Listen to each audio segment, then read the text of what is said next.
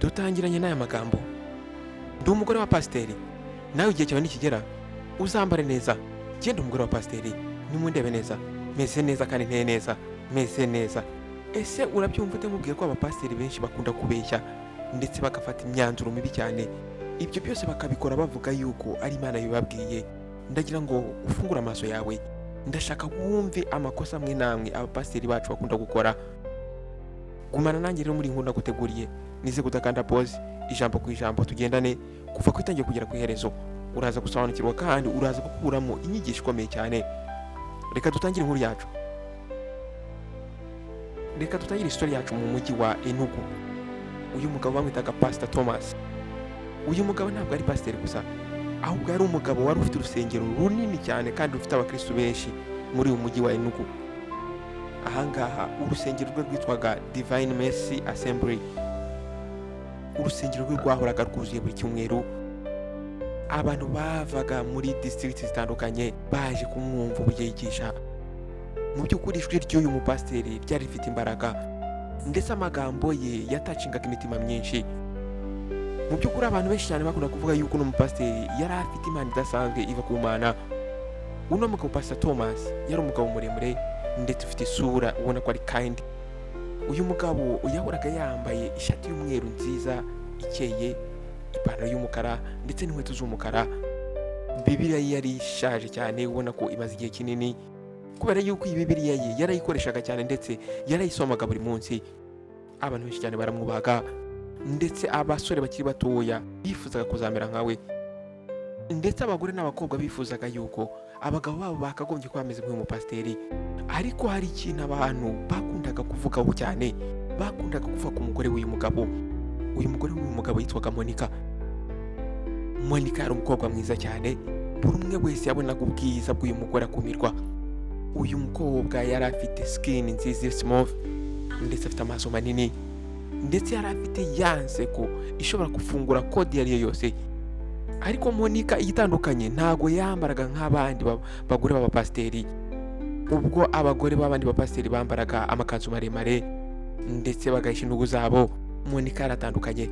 Uno mugore Monica yakundaga bwa bukanzu bugufiya bwerekana shape ye, ndetse n'aya makanzu akazi yerekana intugu. Yakundaga high heels, yakundaga kwambara za nkweto ndende. Uyu mugore yakundaga kwambara utuntu tugufi cyane. Ahangaha rero ubwo yatambukaga yagendaga azunguza amabuno. Buri cyumweru iyo Monica yinjiraga hano mu rusengero, abantu bahitaga bahindukira bakamureba. Abagabo bitegerezaga umubiri w'uyu mugore, ndetse abagore nabo bamureba bakazunguza imitwe yabo. Abagore bamwe na bamwe ndetse barijujutaga, bakavugana hagati yabo bate se ni gutyo umugore wa pasiteri yagombye kwambara? Ese n'urure rugero rw'abakobwa bacu? Ariko Monica ntabwo yarabyitayeho. Yinjiraga mu rusengero yambaye inkweto ndende, yambaye akakanzu kagufiya, intugu ze ziri hanze, yarangiza akagenda modalinga azunguza amabuno. Mu by'ukuri yagendaga amabuno ye agenda ajya ibumoso agaruka iburyo. Uyu mugore yageraga mu rusengero yicaraga imbere, aho buri umwe wese amureba, ndetse rimwe na rimwe yarya crossingaga amaguru ye. Noneho yakanzu yari yambaye ikamanuka cyane. Ibi ngibi yari yarabikoze imyaka myinshi cyane. Kuva Pastor Thomas yamushyingirwa, ibi bintu yarabikoraga. Mbere yuko akora mariage, abakuru b'urusengero, abasaza bakuru baramuhamagaye. Nuko umugabo umwe muri abo ngabo, umugabo mukuru, aramubwira ati, Pastor Thomas, dufite ikibazo kuri uyu mugore ushaka gushyingirwa. Twaramwitegereje kuva mbere. Mu by'ukuri no mugore ntabwo agaragara nk'umugore ufite umugisha. Uno mugore ajya muri za club, anywa inzoga, yambara ubukanzu bugufiya. Ntabwo tubona ko ari umugore ukwiriye gushyingiranwa n'umukozi w'Imana. Ariko bamaze kumubwira amagambo, Pastor Thomas yase nk'asekamo. Arabwira ati, brothers and sisters, ndi kumva igitekerezo cyanyu, ariko ndashaka kubabwira ikintu kimwe. Imana yavuganye nanjye. Imana yanyeretse uno mugore. Imana yambwiye yuko Monica ari we mugore yamitiyemo. Ese ndinde ukubaza ibibazo Imana? Abari aho ngaho bose bararebana, ariko mu by'ukuri barebanye bafite ubwoba. Ahangaha se bari kongera he? Ese nimba Imana koko yaravuganye na pasiteri? Ahangaha rero nta kuntu bari guhangana n'Imana. Nuko rero nyuma ubwo bwaje kuba, mu by'ukuri yari ceremony nini cyane. Urusengero rwari rudekoye, rurimo indabo. Monica yari yambaye ikanzu ya white y'umweru ndende, ndetse abantu bamwe na bamwe batangiye kuvuga hagati yabo yuko uyu mweru yari yambaye ritari ibara ryari rimukwiriye. Kuri uyu munsi Pastor Thomas yarishimye cyane. Mu by'ukuri yari arimo yizera muri we yuko ari gukora ugushaka kw'Imana. Bwa mbere, amezi ya mbere yabanje, ibintu byari bimeze neza. Monica yagerageje kwitwara neza mu gake, yambaraga amadresses maremare, ndetse igihe baririmba mu rusengero yaririmbaga, ariko gake gakeya Monica yaje gusubira muri bwa buzima bw'abagamo. Za dresses ze, amakanzu ye yatangiye kumwegera, atangira kuba magufi nanone, ndetse yatangiye kujya akerererwa, ndetse rimwe na rimwe agasiba kuza mu rusengero. Iyo yabaga yaje mu rusengero wabonaga ari bored, yarambiwe. Igihe umugabo we yabaga ari kwigisha, Monica we yabaga yibere muri telefone. Abakristo batangiye none gukomplayininga nanone. Aha mu by'ukuri noneho byabaye bibi cyane. Umugore mukuru mu bari hano muri rusengero yahisemo gufata umwanzuro, nuko barateranye rero bahamagara pasiteri. Aha hari abagore bagera kuri 15, bose bari bambaye amakanzu bambara iyo baje gusenga. Nuko baje kwicara no muri sare y'urusengero bari serious. Umwe muri bo witwaga Sister Ngozi, uyu niwe wari mukuru muri bo bose, arambwira ati Pastor Thomas, turagukunda urabizi, ariko tugomba kukubwira ukuri mu rukundo. Mu by'ukuri umugore wawe ari guteza ikibazo gikomeye muri rusengero. Uburyo umugore wawe yambara ntabwo ari uburyo bwiza. Mu by'ukuri uyu mugore arimo arasudiza abagabo bacu, ndetse rimwe na rimwe abagabo bamwe na bamwe ntabwo bashobora kumva ibyo bari kwigishwa mu rusengero kubera we, ndetse abakobwa bacu batangiye kumwigana. Pastor, ibi ngibi ntabwo ari byiza ku rusengero.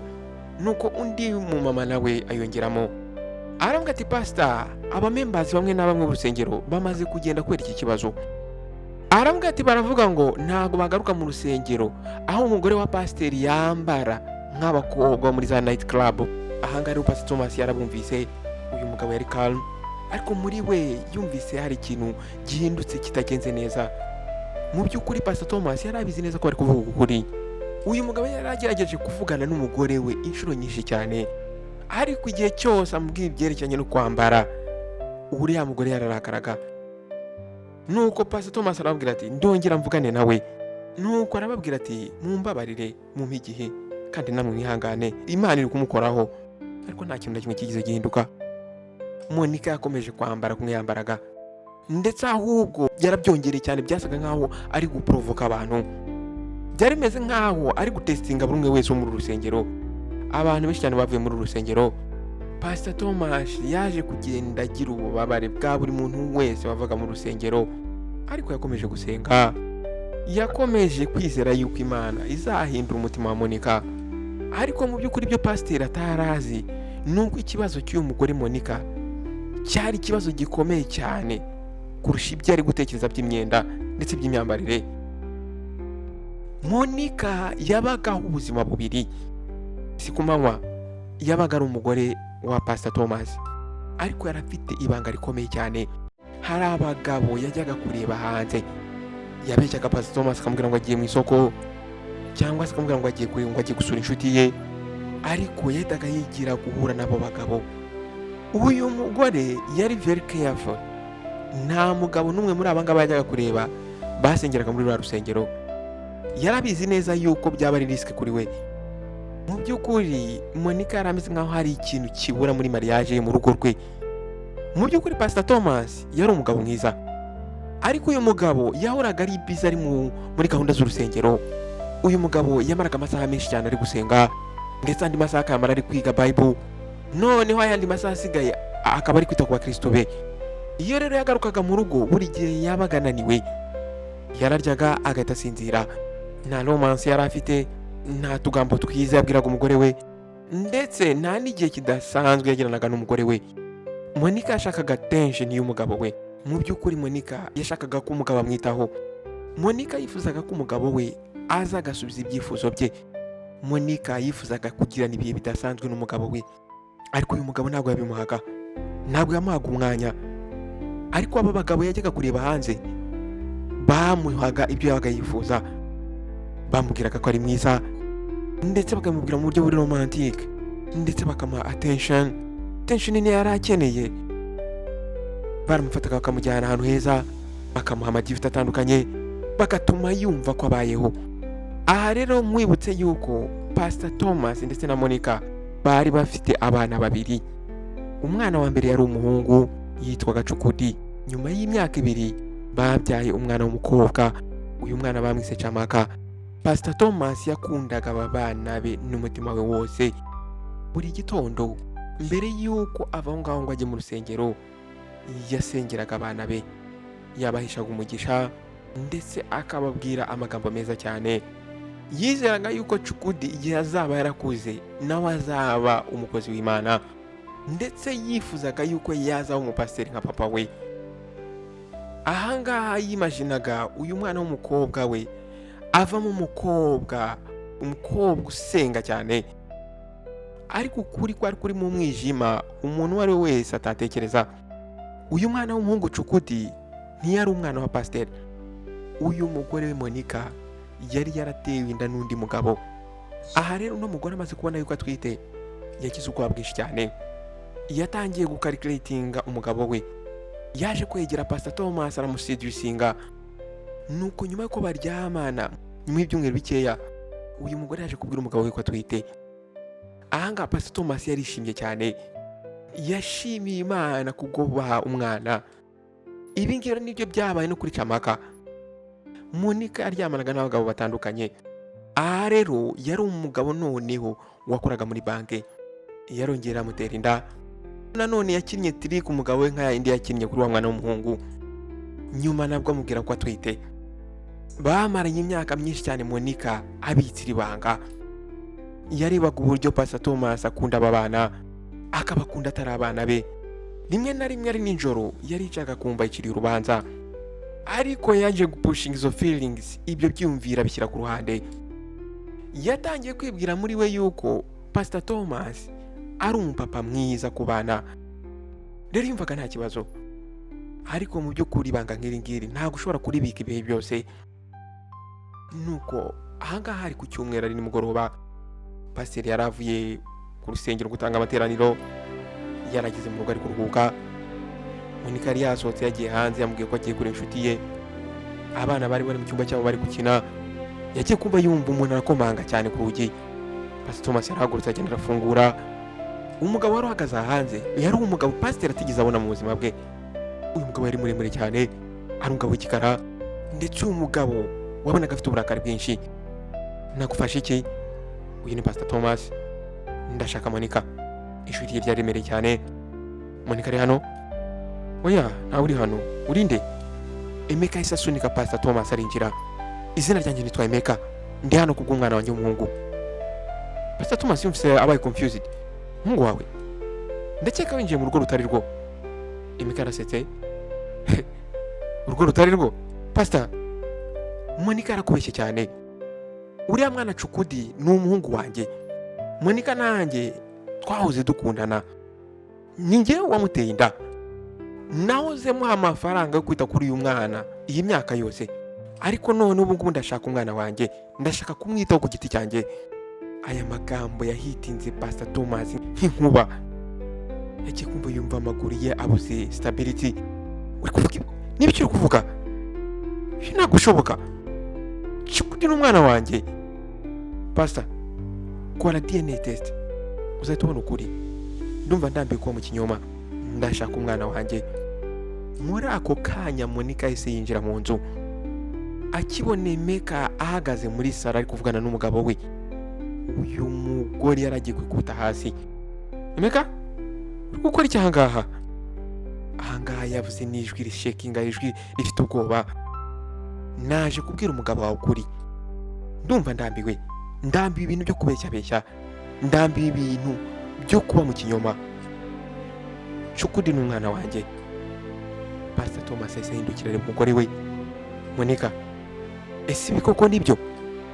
Monica nta kintu yari afite cyo kuvuga. Umuntu we warafungukaga, akongera akagufunga. Nta jambo na rimwe ryasohokaga.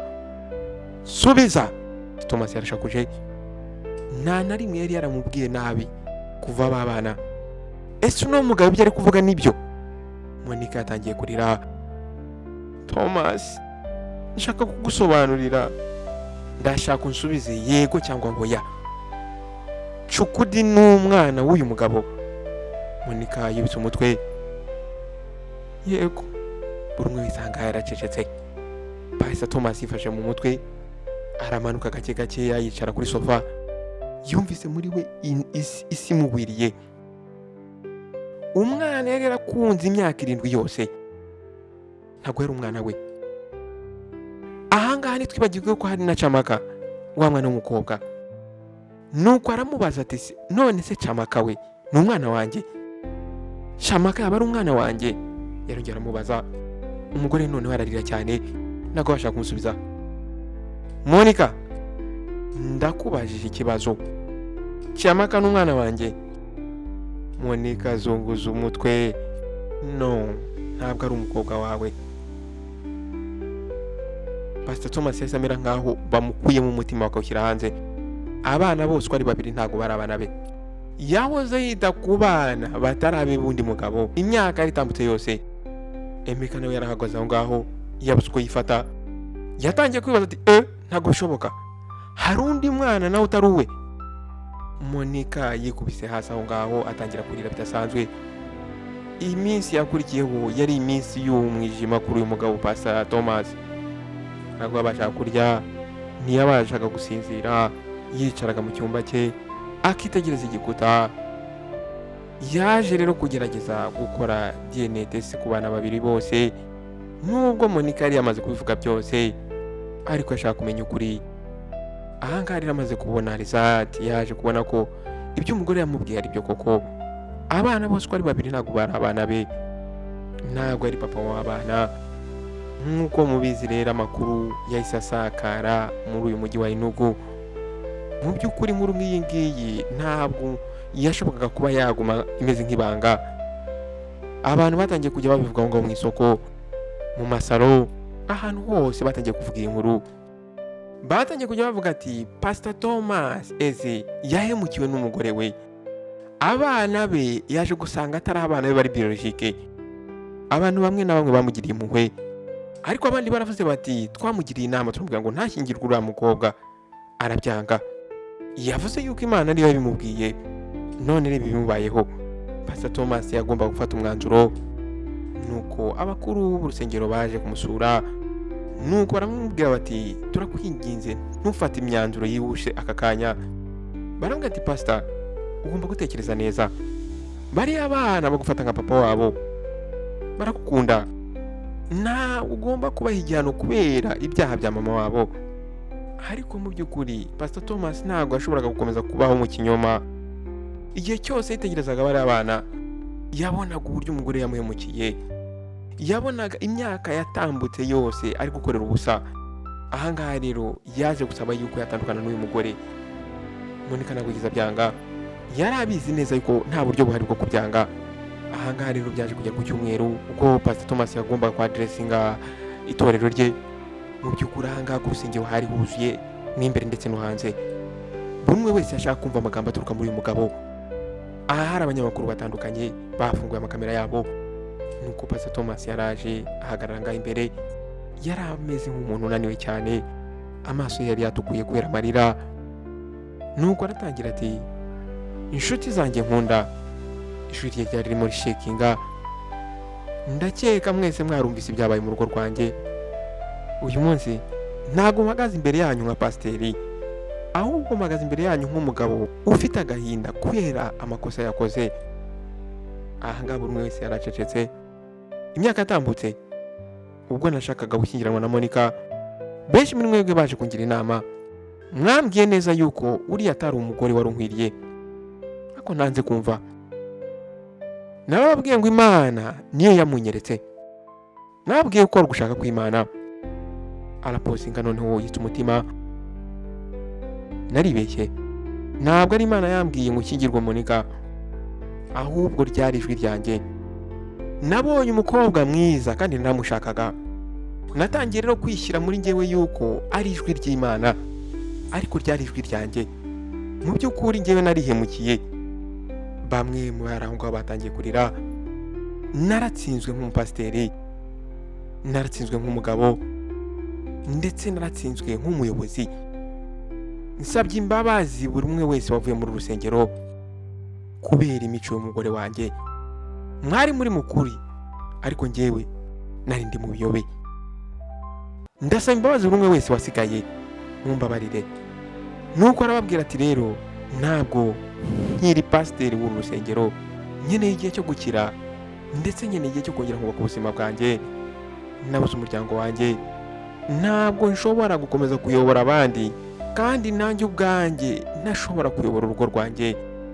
Nuko nyuma y'amateraniro abantu benshi cyane baje guhobera Pastor Thomas ndetse baramubwira twakubabariye ndetse baramubwira ngo tuzagusengera. Nuko Monica rero yaje kuva ahangaha muri Enugu, yafashe abana avangaha bajyana mu ndi mujyi.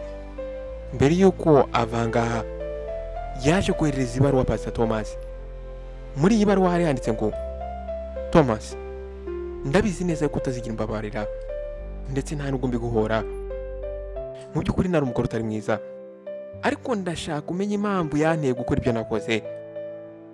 Uri umugabo mwiza ariko ntabwo wari uri hariya mu buryo bwa emotionally. Aramubwira ati ntabwo wigize ukora ku marangamutima yanjye, ntabwo wigize utuma numva ndi special, ntabwo wigize unezeza amarangamutima yanjye. Wahoraga uri mu gahunda z'urusengero byerekeranye n'Imana ndetse mu byerekeranye n'abakristo bawe. Njye nari nkeneye attention, nari nkeneye kunyitaho, nari nkeneye romance, nari nkeneye umuntu utuma niyumvamo ko ndi umugore. Ntabwo nari nkeneye kuhora ndaho ngaho gusa nitwa umugore wa pasiteri. Ibyo ngibyo ntabwo byasiba amakosa nakoze. Ibyo nakoze ndabizi ko bitari byo ndetse nzabyicuza ubuzima bwanjye bwose, ariko ndagira ngo umenye neza yuko umbabarire kuri buri kimwe cyose. Pastor Thomas yaje gusoma yabaruwa arangije arayitwika. Ntabwo yashaka gusiga ikintu na kimwe cyazamwibutsa we ndetse n'umugore we. Amezi yaratambutse, urusengero rwaje gutora undi pasiteri. Pastor Thomas yaje gukomeza gusenga ndetse yaje kujya kwa muganga kugira ngo bamwiteho. Yatangiye kujya avugana n'aba pasiteri batandukanye bahuye n'ibibazo nk'ibyo ngibyo. Gake gake Pastor Thomas yatangiye gukira. Nuko nyuma y'umwaka umwe Pastor Thomas yaje gufungura indi ministry. Ntabwo rwa rusengero runini cyane, hari abantu bakeya cyane bahuriraga mu gasare. Yaje kwitura urusengero Broken Vessels Ministry. Mu by'ukuri ahangaha hari ahantu h'abantu baciye mu mubabare ndetse abantu bakoze amakosa ndetse abantu bari bakeneye amahirwe ya kabiri. Nuko Pastor Thomas yatangiye kujya babwira inkuru ye ndetse ari open. Ntabwo yigize ahisha ikimwaro cye, yaje kubabwira uburyo pride ye ndetse n'uburyo no kwikunda byangije ubuzima bwe. Abasore bakiri batoya batangiye kujya baza bakigira ku makosa y'umupasiteri. Abagore bari barahuye n'ibibazo nk'ibyo ngibyo baje aho ngaho kujya kumva iyo nkuru babone comfort. Nuko ya ministry yaje gukura. Ntabwo iyi ministry yakuze kubera yuko uyu mupasiteri yigishaga cyane, ahubwo ni ukubera uyu mupasiteri noneho yari honest. Noneho rero babana bako ari babiri. Pastor Thomas yakomeje kuba in touch nabo, yakomeje kuvugana nabo. Bwa mbere byari ibintu bikomeye cyane. Mu by'ukuri yabibukaga yumvaga afite ububabare muri we, ariko yaje kubona yuko aba bana bari inzirakarengane. Mu by'ukuri aba bana ntabwo bari barasabye kuvukira muri ubu bibazo. Nuko rero uyu mugabo yaje gufata umwanzuro yuko agomba kubana n'aba bana, akagumana nabo akajya bavugisha. Yaboherezaga amagifuti atandukanye ndetse no kuri birthday zabo yarabahamagara iyo waga bari muri ruhuko. Mu by'ukuri ntabwo yashobora kuba yaba papa wabo, ariko mu by'ukuri yashoboraga kuba yababa hafi kandi akabagira inama. Aba bantu bari batuye muri uyu mujyi wa Enugu ntabwo bigeze bibagirwa inkuru y'uyu mugabo Pastor Thomas Eze ndetse na Monica. Ababyeyi bakoreshaga iyi nkuru nka warning ku bana babo. Barambwiraga ati reba ibiba iyo ushyingiranywe n'umuntu mudakwiranye. Bakababwira ati mujye mureba iyo ubeshye ngo Imana hari ibintu yavuze kandi ntabyo yavuze. Iyi nkuru rero yahaye abantu amasomo menshi. Iyi nkuru itwereka yuko niyo waba uri mwiza ariko udafite imyitwarire myiza, uba uri umuntu mubi. iyi nkuru itwereka yuko umugore mwiza udafite imyitwarire myiza aba ari mubi cyane. Iyi nkuru kandi twigisha yuko iyo wirengagije inama z'abakuru ushobora kwisanga mu irimbuka. Itwigisha yuko kandi pride iza mbere yo kugwa. Iyi nkuru twigisha yuko tutakagombye gukoresha izina ry'Imana kugira ngo tujustifying ibyifuzo byacu. Ariko wenda isomo rya mbere ry'ingenzi ryari ngiri: niyo twagwa hasi, niyo twakora amakosa akomeye cyane, niyo twabona yuko isi turangiriyeho, twakagombye kongera tugahaguruka, twakagombye kongera tugashaka uburyo, twakagombye gukomeza tukaba agaciro ku Mana ndetse no ku bandi bantu. Pastor Thomas nagongeye gushaka yavuze yuko amaze kwiga isomo rye, yaje gukomeza iyi ministry ye y'abantu babaye broken. Mu by'ukuri yaje kumenyekana, ariko atamenyekanye nk'umwigisha ukomeye, ahubwo yaje kumenyekana nk'umugabo uri humble ndetse waje kwigira ku makosa yakoze. Ndetse buri gihe cyose yavugaga inkuru ye yasozaga avuga aya magambo: ntuzigere umera nkanjye, ntuzigere ubeshya ngo hari ibintu wumvise Imana yakubwiye kandi uri kumva ibyifuzo byawe. Agasoza avuga nanone ati ntuzigere wirengagiza inama z'abantu bagukuriye cyangwa abantu bazi ubwenge kukurusha bari hafi yawe. Kandi agasoza avuga ati kandi wibuke, umugore ufite isura nziza ntabwo ushobora kumugereranya n'umugore ufite umutima mwiza, ufite imyitwarire myiza. Hitamo neza, kubera yuko amahitamo ufata uyu munsi ejo niyo aza kugaruka. Ahangaha rero iyi nkuru y'uyu mugabo Pastor Thomas Eze yaje kwibutsa buri umwe wese yuko n'abapasiteri ubwabo ni abantu kandi bagira santima kandi bashobora gukora amakosa. Kandi yaje kwibutsa abantu yuko ubwenge ari bwo bwa mbere kurusha ibyifuzo. Nshuti muvandimwe rero wabanye nanjye kuva kutangira kugera ku iherezo ry'iyi nkuru, nk'uko bisanzwe murabizi izi nkuru nzikora kugira ngo tuzigireho, haba harimo amasomo menshi. Ndagusaba kugira ngo ntugapinge, ahubwo jya uyumva, ntukite ku bindi ibyo ari byo byose. Jya wumva ibyo ndi kuvuga, wumva inkuru ndetse ukuremo isomo ryawe. Ndashimira abantu bose bajya muri comment section bakanyencourage ndetse abandi bakambwira amasomo bakuyemo. Ndabyishimira cyane kandi bintera imbaraga. Ndagusaba rero nawe utajya ubikora kugira ngo ujye muri comment section ujye wandika iyi somo ukuye mu nkuru naguhaye. Biba ari ibintu byiza cyane kubera yuko hari abandi bantu nabo baza bagasoma iryo somo rikaba ryabaruhura, rikaba ryabafasha. Ndabashimira mwese rero mwabanye nanjye, ndetse nawe mushyashya nimba ari bwo mbere kigera ahangaha kandi subscribe ndetse kandi no kunzogera kugira ngo ujye ubasha kubona ubutumwa bugufi igihe cyose hizeho iyindi nkuru. Icyo nabasaba ni uko mwasharinga izi nkuru mbaha, nimba mubona ari iz'agaciro, nimba mubona ari helpful, nimba mubona hari icyo zafasha abandi bagenzi banyu. Mwakoze guhitamo Behind Those Stories. Naho utaha, ciao ciao.